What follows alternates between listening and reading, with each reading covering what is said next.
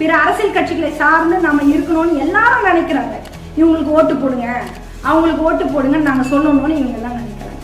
ஒரு பொது புத்தியா இன்னைக்கு உருவாகிடுச்சு. சார்ந்து வாழணும், சார்ந்து அரசியல் செய்யணுங்கிற ஒரு பொது புத்தி இங்க உருவாகி இருக்கு. இவ்வளவு ஏங்க இந்த வீடியோவை முழுசா பார்த்தவங்க கூட கமெண்ட்ல யாருக்கு ஓட்டு போடணும்னு சொல்லிட்டு போங்க, நக்கல் அடிச்சுட்டு போகக்கூடிய கூட்டம் தான் இருக்கு.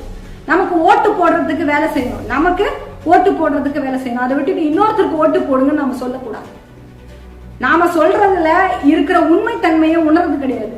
இதுதான் அரசியல் நம்மளே நம்ப வைக்கிறாங்க. ஏதோ ஒரு தேர்தல் வந்துட்டா திமுகவோ அண்ணா திமுக ஏதோ ஒரு கட்சிக்கு, இப்ப மூன்றாவது விஜய் கட்சிக்கு யாருக்கோ ஒருத்தருக்கு ஆதரவு தெரிவிக்கணும்னு நினைக்கிறாங்க. கூட்டணி வேணான்னு நாங்க சொல்லலைங்க.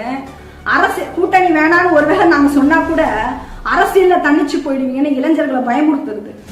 நாமளே குறைச்சி மதிப்பிடுறதா உங்களுக்கு தோணலையா? உடனே இவங்க கூட்டணி வேணான்னு சொல்றாங்க அப்படின்னு ஆரம்பிச்சிட கூடாது. கமெண்ட்ல வந்து நாமளும் கூட்டணி வேணும்னு தாங்க சொல்லலாம், வேணும்னு தான் சொல்றோம். அந்த கூட்டணி முறையான அதிகாரம் பெறுவதற்கான கூட்டணியா அப்படிங்கிற கேள்வியை தான் கேட்கிறோம். நம்முடைய பிரச்சனைகளை தீர்க்கக்கூடிய அளவுக்கு நமக்கு அதிகார வலிமை அந்த கூட்டணியில இருக்கா? கிடையாது.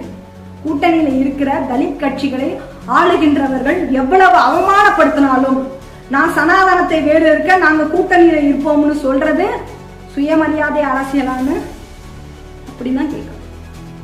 ஆட்சி அதிகாரத்துல பங்கு கேளுங்கன்னு சொன்னா கூட்டணியை உடைக்க பாக்குறீங்கன்னு எங்க மேலேயே அவதூறு பரப்புறீங்க, நம்ம மேலே திருப்பிக்கிறது. அப்படியே தலித்துகளுக்கு எந்த பிரச்சனை வந்தாலும் போராட்டம் பண்ணணும். தலித்துகள் கூட்டணியில இருக்கிற கட்சி ஆளுங்கட்சியா இருந்தாலும் சரி, அவங்க இல்லைனாலும் சரி, ஆர்ப்பாட்டம் பண்ணணும், போராட்டம் பண்ணணும். இன்னைக்கும் கொடியேற்ற முடியாத சூழல் தானே இருக்குது பல மாவட்டங்கள்ல.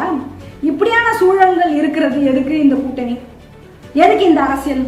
அதிமுக கூட்டணி ஆட்சிக்கு வந்தாலும் இதே நிலைமை தான், திமுக கூட்டணி ஆட்சிக்கு வந்தாலும் இதே நிலைமை தான் தலித்துகளுக்கு. அப்ப மாற்று அரசியல்னு ஒண்ணு இல்லவே இல்லை, மக்களுக்கான அரசியல்னு ஒண்ணு இல்லவே இல்லை. இதனாலதான் இன்னைக்கு என்ன பண்றோம்னா, மாற்று அரசியல் இல்லாதனாலதான் முகநூல்ல பல சமூக வலைதளங்கள்ல இன்னைக்கு சுயசாதி அரசியல பேசிக்கிட்டு பிற்போக்குத்தனமா சுத்திக்கிட்டு இருக்கு. பாபா சாஹிப் அம்பேத்கரைய வடநாட்டவர்ங்கிற மனநிலையில பாதி பேர் பேசுறாங்க. அப்படி பாபா சாஹிப்பை பற்றி பேசினா அடிமையா தான் இருக்கணும். நீ நல்லா புரிஞ்சுக்கோ. மொழி அரசியலா இருக்கட்டும், இன அரசியலா இருக்கட்டும், சுயசாதி அரசியலா இருக்கட்டும், எதுவா வேணா இருக்கட்டும், நீ ஒரு அடிமை அரசியலை தான் முன்னெடுக்க முடியும். பாபா சாஹிப் அம்பேத்கர் அரசியல் தான் ஒரு பெரும்பான்மை அரசியல், அதுதான் நமக்கான விடுதலைக்கான அரசியல்.